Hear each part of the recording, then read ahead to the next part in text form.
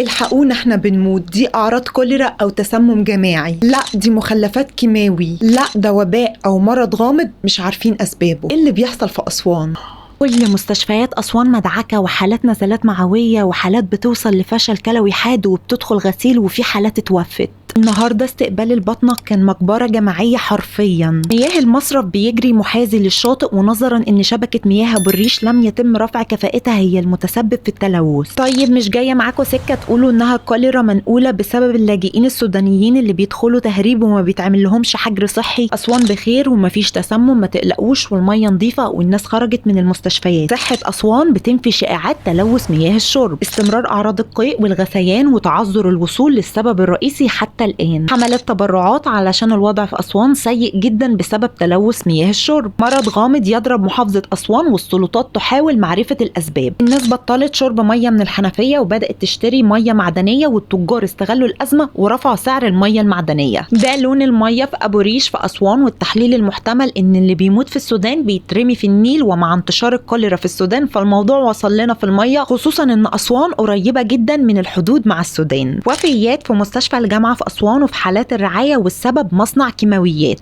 ماسورة مصنع كيماويات اتكسرت على مواسير الشرب. دي أغلب الأخبار المنتشرة على السوشيال ميديا، والحقيقة في كم كبير من الأخبار المنتشرة والمتناقضة عن اللي بيحصل في أسوان، والواحد ما بقاش فاهم حاجة. أغلب الأخبار بتأكد إن الموضوع بدأ بعد استقبال عدد مش قليل من مصابين بقيء وإسهال ونزلات معوية بعد الاحتفالات بالمولد النبوي اللي شارك فيها آلاف الأشخاص في أسوان. ومن بعدها ظهرت بعض حالات التسمم الغذائي في قرية وادي العرب بمركز نصر النوبة بأسوان، وتم نقل حوالي 124 حالة لمستشفى نصر النوبة المركزي بعد إصابتهم بنزلات معوية وقيء وإسهال واشتباه في تسمم. بعد كده طلع المحافظ وشكل لجنة علشان يشوف في تلوث ولا لأ، وطلع بيان من الصحة في أسوان وشركة مياه الشرب وقالوا إن المية مش ملوثة ولا حاجة، وعملوا تفتيش على الأماكن اللي بتبيع الأكل والشرب، وكمان حللوا مية المصارف والمرشحات وقالوا كله تمام ومطابق للمواصفات. بس ما زالت الإشاعات منتشرة واستغاثات الناس أشكال والوان،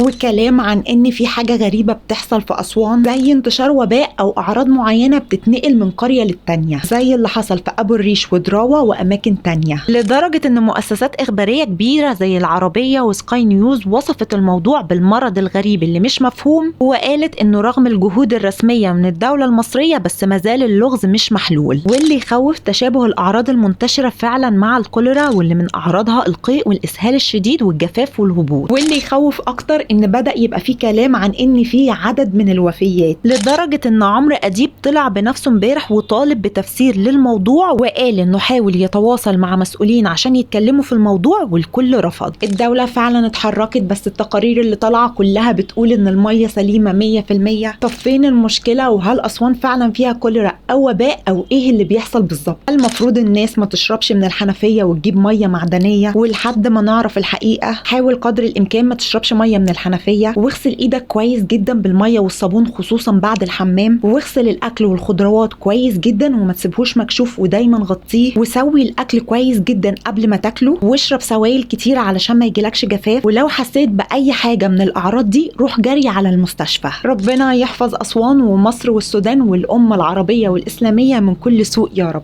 نتمنى من المسؤولين استمرار التحقيق الشامل في الموضوع، علشان في ناس غلابة مش هتقدر حتى تشتري ازازة مية معدنية لولادها. مصادر الأخبار في أول تعليق، ودمتم بخير يا رب.